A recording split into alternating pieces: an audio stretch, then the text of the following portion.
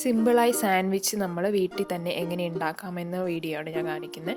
അതിനായിട്ട് ഒരു ഒനിയൻ, ഒരു ടൊമാറ്റോ, പകുതി കുക്കുംബറും പകുതി ക്യാബേജും എടുത്തിട്ടുണ്ട്. ഒനിയൻ നമുക്ക് കട്ട് ചെയ്തെടുക്കാം. ചെറിയ ചെറിയ പീസുകളാക്കിയിട്ടാണ് നമുക്ക് കട്ട് ചെയ്തെടുക്കേണ്ടത്.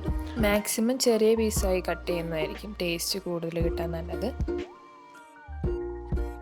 ഇതിലും ചെറിയ പീസായി അരിഞ്ഞു കഴിഞ്ഞാൽ ഒന്നും കൂടെ ടേസ്റ്റ് കൂടുതൽ കിട്ടും. പിന്നെ നമ്മളൊരു ക്യാബേജ് പകുതിയാണ് എടുത്തേക്കുന്നത്. അതിനും പകുതിയാക്കിയിട്ട് നമ്മൾ അരിഞ്ഞെടുത്തിട്ടുണ്ട്. ഇതിപ്പോൾ ആവശ്യത്തിനുണ്ട് നമുക്ക്. ക്യാബേജ് ഒന്നും കൂടെ ചെറുതാക്കാൻ വേണ്ടിയിട്ടാണ് നമ്മൾ ഇങ്ങനെ ചെയ്യുന്നത്. അടുത്ത് നമ്മൾ ടൊമാറ്റോ ആണ് എടുക്കുന്നത്. അതും ഇങ്ങനെ ചെറിയ പീസുകളാക്കിയിട്ട് കട്ട് ചെയ്തെടുക്കാം നമുക്ക്.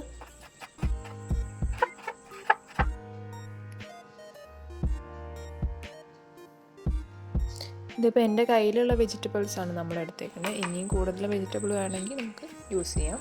കുക്കുംബറും നമ്മൾ അതുപോലെ തന്നെ ചെറിയ പീസുകളായി കട്ട് ചെയ്തെടുത്തിട്ടുണ്ട്. ഞാനിവിടെ റെഡിമെയ്ഡ് മയോണൈസ് വെച്ചിട്ടാണ് ഈ സാൻഡ്വിച്ച് റെഡിയാക്കുന്നത്. നമുക്കിത് ഒരു ബൗളിലേക്ക് മാറ്റിയെടുക്കാം.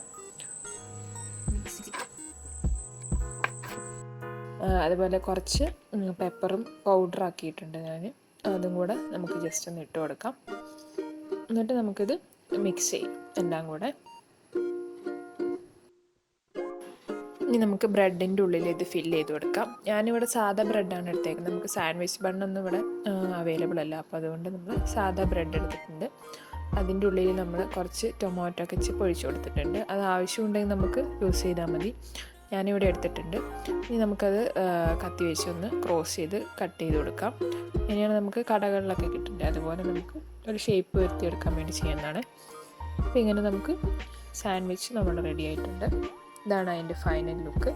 അത്യാവശ്യം നല്ല ടേസ്റ്റ് ഉണ്ട് നമുക്ക് കഴിക്കാനായിട്ട്.